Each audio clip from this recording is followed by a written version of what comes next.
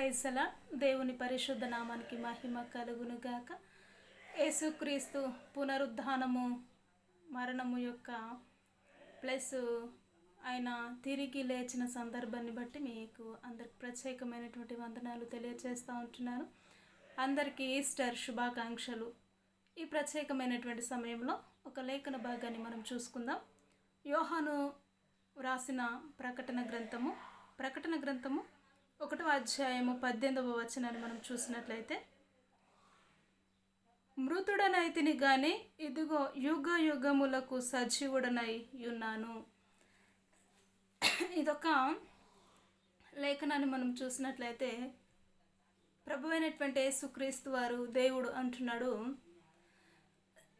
నేను మృతుడను కానీ తిరిగి లేచిన వాడను, నేను యుగ యుగములకు దేవుడను అయి ఉంటున్నానని దేవుని మాటలు తెలియజేస్తూ ఉంటున్నాయి కదా.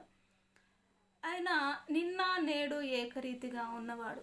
ఆయన పాపమును జయించినవాడు, మరణమును జయించినవాడు, మరణము ముళ్ళును విరిచినవాడు, జయ జీవితమును జీవించినవాడు కేవలం ప్రభు అయినటువంటి యేసుక్రీస్తు వారు మాత్రమే.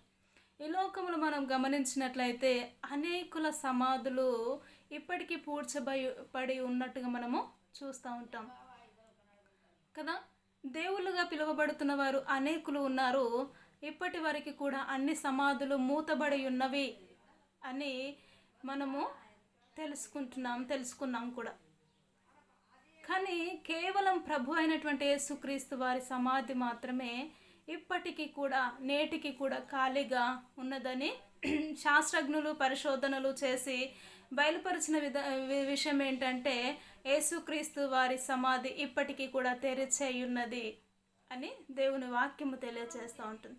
ఆయన ముందుగానే చెప్పాడు, నేను మృతుడనైతిని కానీ నేను చనిపోతాను కానీ మరల తిరిగి లేస్తాను, మరల తిరిగి లేచిన తర్వాత నేను యుగ యుగములకు దేవుడనై ఉన్నానంటే ప్రతి క్షణము నిన్న నేడు ఆదియు అంతమును నేనే దేవుడనై ఉన్నానని దేవుని వాక్యము తెలియజేస్తూ ఉంటుంది.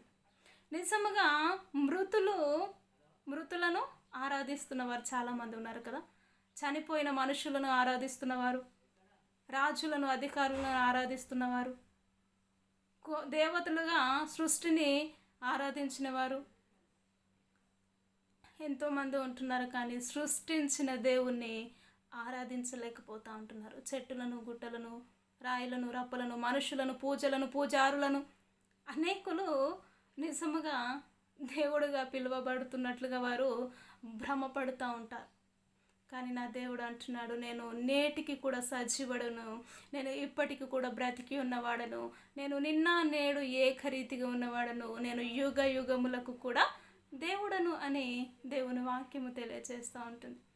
నిజముగా సజీవుడమైనటువంటి దేవుణ్ణి మనము సేవించడము ఎంతో భాగ్యము. కాబట్టి నేటి దినము వరకు ఎవరైతే సజీవుడైనటువంటి దేవుణ్ణి అంగీకరించలేకపోయారో, వారి జీవితంలో ఇలా అన్ని ఇబ్బందుల చేత, ఇరుకుల చేత కొట్టబడి ఎటు వెళ్ళలేని మార్గములో ఉంటున్నారేమో, దేవుడు అంటున్నాడు, ఇదిగో నేను సజీవుడను, నేను కూడా నిన్ను బ్రతికించడానికి సిద్ధంగా ఉంటున్నాను, నీ హృదయాన్ని నాకు అప్పగించినట్లయితే అని దేవుని మాటలు తెలియజేస్తూ ఉంటున్నాయి. కాబట్టి ప్రతి ఒక్కరు నిజముగా ఏ బంధకముల చేత అయితే నువ్వు బంధించబడ్డావో, పాపమా, వ్యభిచారమా, ఆర్థికంగానా, అన్యాయస్తుడిగానా, ఎన్ని రకాల బంధకముల చేత నువ్వు బంధించినను కూడా ఆ బంధకాలన్నిటినీ దేవుడు తన సిలువలో కొట్టివేశాడు. పాపము నుంచి విజయాన్ని నీకు దయచేశాడు. ఆయన విజయమును దయచేయడమే కాదు, కానీ మరణమును జయించిన వాడు, మరణము ముళ్ళును కూడా విరిచిన దేవుడు. ఆయన నేటికి సజీవుడు, యుగ యుగములకు సజీవుడు, ఆయన పునరుద్ధానుడైనటువంటి దేవుడు ఉంటున్నాడు. కాబట్టి ఆ పునరుద్ధానుడైనటువంటి దేవుణ్ణి మనము నిత్యము స్తుతించే వారిగా ఉండాలి. కాబట్టి నేటి దినము వరకు నీ హృదయాన్ని దేవునికి అంగీకరించలేవేమో, నీ హృదయాన్ని ఇవ్వలేకపోయావేమో, ఈ క్షణమున దేవునికి నీ హృదయాన్ని ఇచ్చినట్లయితే ప్రార్థన చేసుకుందాం. సకల ఆశీర్వాదములకు కారణభూతుడ పునరుద్ధానుడమైనటువంటి దేవా, నీకు వందనాలు. దేవా, నిజముగా నువ్వు ఎంతో గొప్ప దేవుడు ప్రభా. నిన్ను కలిగిన జనులు ధన్యులు ప్రభువ. సహాయమును మీరు దయచేయండి. ఎంతోమంది నిన్ను ఎరగని వారు నశించిపోతూ ఉంటున్నారు కనుక వారందరూ నీ రక్షణలోకి రాగలిగిన కృపను, నీ పునరుద్ధానమును, నీ మరణమును అనేకులు జ్ఞాపకం చేసుకుని నీవే నిజమైనటువంటి దేవుడవు, రక్షకుడవు, అని అనేకులు గ్రహించగలిగిన కృపను మీరు దయచేయమని యేసుక్రీస్తు ఉన్నతమైనటువంటి నామములో ప్రార్థించి అడిగి వేడుకుంటున్నాము తండ్రి. ఆమెన్. ప్రైజ్ ది లార్డ్ అందరికీ.